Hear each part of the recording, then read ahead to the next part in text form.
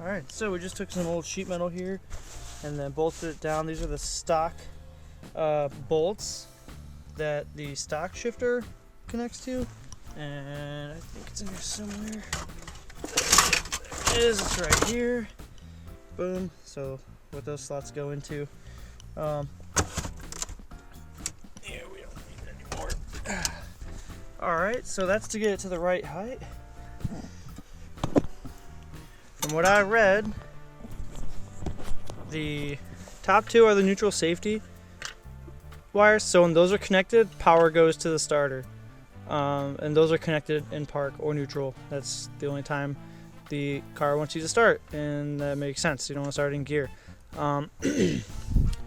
The shifter only came with one micro switch, and they only give a shit about these two wires. The next two wires, I believe, are the reverse lights. I think this is silly, but the shifter did not come with a second micro switch to wire in the reverse lights. So, whatever. I ordered that. That should be here tomorrow. So, that's why I'm not kind of rushing putting this actually back in today. I'm just going to prep these wires for that because I still need that micro switch. These bottom two, from what I read on the forums and whatnot, these bottom two wires tell the stock ECU when the car is in gear. It is there to lock your steering wheel if you're in gear.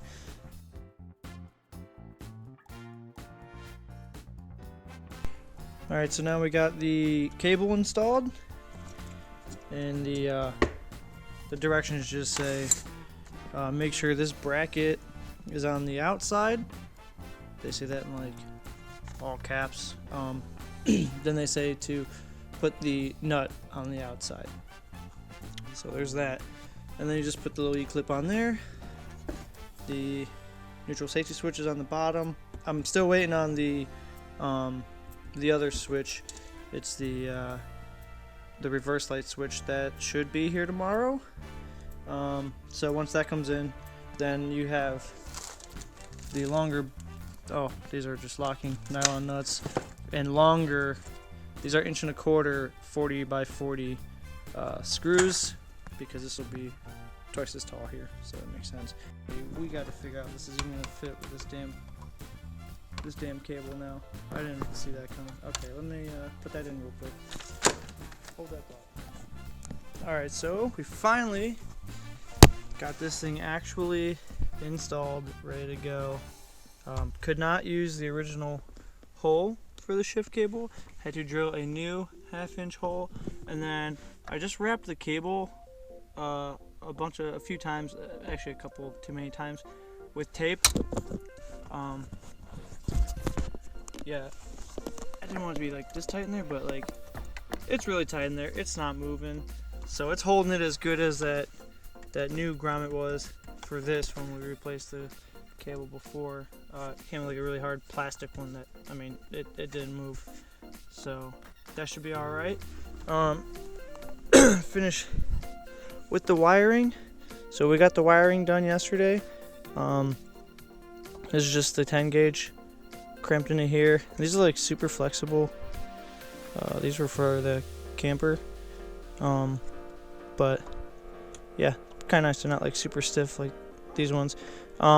When we get the micro switch, it should be delivered tomorrow for the reverse lights.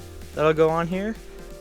These are ready for the connectors. They come with these little clips, so we'll just clamp those on, slide them on. We'll just have to unbolt this. Kind of fit your finger in here, hopefully somehow. Yeah, kind of. Might have to just take this bracket off and do that. But that shouldn't be too bad. But anyway, then that'll go back on. So these wires are there ready for that. These wires are still here ready for the little switch. I'm gonna put that back in there, and yeah, that should be it. Kind of took me a while to get this all set up, just because this cable, I had to trim that old ashtray out. It was like plastic on the bottom and then metal Cool thing is when this is in, this thing will still open, and we will still have our little switchy guy inside of there. And just for any other third gen guys that want to keep this stock look, they're doing this.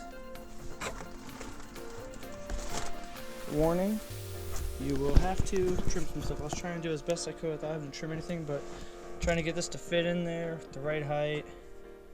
I'm sure some people have done it without having to trim anything, but it wasn't working out with that cable, with the way the cable is. And I wanted it to be this right height to fit that over it.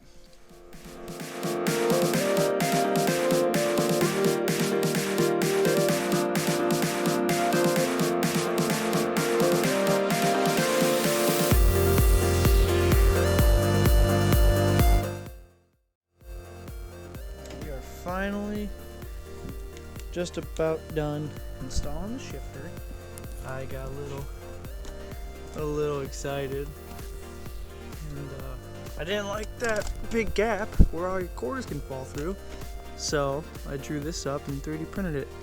And yeah, there we go. Look at that. It's like right